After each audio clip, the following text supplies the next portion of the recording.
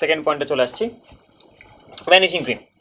So vanishing ক্রিমের আইডিয়াটা খুব সিম্পল, যে ভ্যানিশিং ক্রিম হচ্ছে, এটার নামটার কাহিনী হচ্ছে এই জায়গাতে যে এটা স্কিনে দেওয়ার পরে মনে হবে যে স্কিনে কিছু লাগানো হয় না, মানে এটা উড়ে চলে যায়, সামথিং লাইক দ্যাট।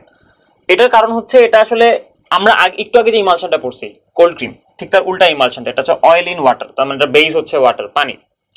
এবং এটা আসলে মূল কাজ হচ্ছে এটা ময়েশ্চার ধরে রাখে, তার মানে এটা হচ্ছে আমাদের স্কিনের আর্দ্রতা রক্ষা করে। সো এটার জন্য বেসিক কিছু কম্পোনেন্ট আছে, একটু আগের সাথে এটার একটা পার্থক্য আছে, আমি ওটা উল্লেখ করবো এবং জাস্ট এটা কাহিনী কলাপ করে একটু বলে নেই। ভ্যানিশিং ক্রিম সবার প্রথমে হচ্ছে ইন্ট্রোডিউস করা হয় স্নো হিসেবে। সো দ্যাটস ওয়াই আমরা এইখানে হচ্ছে রিজেমব্লেন্সটা দেখতে পারতেছি যে ভ্যানিশিং ক্রিম আর স্নো এর মধ্যে একটা মিল আছে।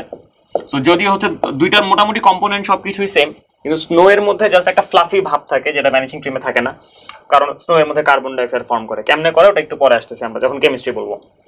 কিন্তু এই জায়গাতে থাকি যে ভ্যানিশিং ক্রিম এটা হচ্ছে স্নো থেকে রিজেম্বল করে, রাইট? দুইটা সিমিলার জিনিস। যেটা হয় যে ভ্যানিশিং ক্রিমের মধ্যে আমরা বেস হিসেবে ব্যবহার করি পানি, এবং পানিকে ধরে রাখার জন্য আমরা আরেকটা পদার্থ ব্যবহার করি যেটা হচ্ছে polyhydric alcohol, generally glycerol. So glycerol হচ্ছে একটা ময়েশ্চার ধরে রাখার একটা এজেন্ট। সো এখন হচ্ছে আমাদের একটু বুঝতে হবে যে ওকে এখানে কি কি জিনিসপত্র আছে এবং কিভাবে সেটা কাজ করে। সো আমরা আইডিয়াটা একটু নেওয়ার চেষ্টা করি।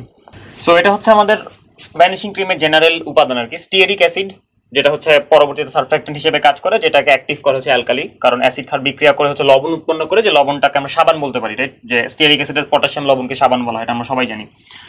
তো যাই হোক, এটা হচ্ছে সারফ্যাক্টেন্ট হিসেবে কাজ করে, এবং পানি হচ্ছে আমার এখানে বেস, এবং গ্লিসারল হচ্ছে আমার ময়েশ্চার ধরে রাখার এজেন্ট। তো এখন যেটা হয় যে ভ্যানিশিং ক্রিমের উৎপত্তি হয়েছিল আসলে ফাউন্ডেশনের জন্য যে পাউডার ব্যবহার করা হয় মুখের মধ্যে, এটা তোমরা সবাই জানো, সেটাকে ধরে রাখার জন্য। অ্যাকচুয়ালি কাহিনীটা হচ্ছে যে আমাদের যেটা হয় যে মনে করো এটা হচ্ছে আমাদের স্কিন, এই স্কিনের মধ্যে আমরা হচ্ছে পাউডার অ্যাটাচ করতে চাই, কিন্তু পাউডার অ্যাটাচ হবে না, কারণ পাউডার স্কিনের সাথে অ্যাটাচ করার মতো কোনো বাইন্ডিং মাধ্যম পায় না। তো দ্যাটস ওয়াই আমাদের যেটা করতে হয়, আমাদের এখানে একটা কোটিং দেওয়া লাগে, যে কোনো একটা তেল জাতীয় পদার্থ বা যে কোনো সারফেক্টেন্ট টাইপের একটা কোটিং দেওয়া লাগে। তো এখন এই কোটিংটা আমরা কোল্ড ক্রিম দিয়ে দিলেও কিন্তু পারি। একটু আগে যেমন আমরা পড়ছি যে এটা কোল্ড ক্রিম যদি কোটিং দেওয়া হয় তাহলে হচ্ছে হয়ে যায় কাজ, যে কোল্ড ক্রিম দিলে এখানে ফাউন্ডেশন পাউডারটা আটকায় থাকবে।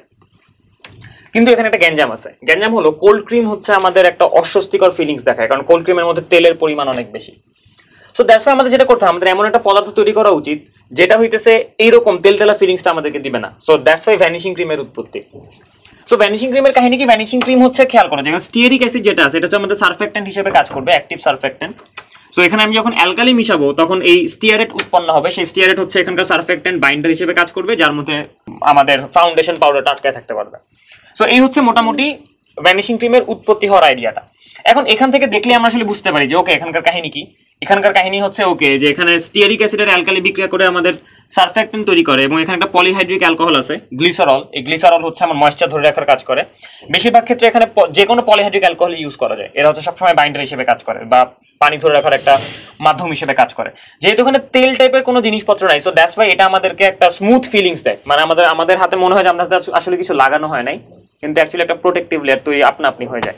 সো দ্যাটস ওয়াই এটা হচ্ছে মোটামুটি ভ্যানিশিং ক্রিমের আইডিয়া। এখন আমরা এখানে স্নো এর কাহিনী যদি বলতে চাই, ওকে স্নো কি করছে? স্নো এর ক্ষেত্রে যেটা করা হয় জাস্ট এখানে অ্যালকালির বদলে কার্বনেট ক্ষার ব্যবহার করা হয়। সো কার্বনেট ক্ষার যেটা হয়, কার্বনেট ক্ষার অ্যাসিডের সাথে বিক্রিয়া করে কার্বন ডাই অক্সাইড উৎপন্ন করে, যেটা একটা ফ্লাফি ভাব তৈরি করে, যেটাকে আমরা স্নো বলে চিনি। এখন এখানে একটা মেজর সমস্যা তৈরি হয়। সমস্যাটা হইলো যে ওকে এখানে যে আমরা গ্লিসারল ব্যবহার করলাম বাইন্ডার হিসেবে, এই গ্লিসারলটা আমরা কি মাত্রায় ব্যবহার করতেছি? সো গ্লিসারলের কাজ এখানে আসলে পানিকে ধরে রাখা, পানি শুষে নেওয়া না। সো যদি ও পানি শুষে নেয়, মানে পানি যদি অ্যাবজর্ব করে, তাহলে হচ্ছে আমাদের মানে হাতের মধ্যে ফিলিংসটা ভালো আসবে না। তো দ্যাটস ওয়াই যেটা হয় আমাদের আসলে একটা প্রপোর্শন মেজার করা লাগে যে আমরা কি মাত্রায় গ্লিসারল ব্যবহার করব। সো দ্যাটস ওয়াই এখানকার মেজর প্রবলেম হচ্ছে এটা যে আমি যদি ভালো ভ্যানিশিং ক্রিম বানাতে চাই, আমি গ্লিসারলের মাত্রাটা কেমন ব্যবহার করব। সো এটার উপর বেস করে হচ্ছে আমরা ভ্যানিশিং ক্রিম জিনিসটা তৈরি করি, এবং করেসপন্ডিং স্নো এভাবে বানানো হয়, আমরা অলরেডি সেটা বুঝে গেছি।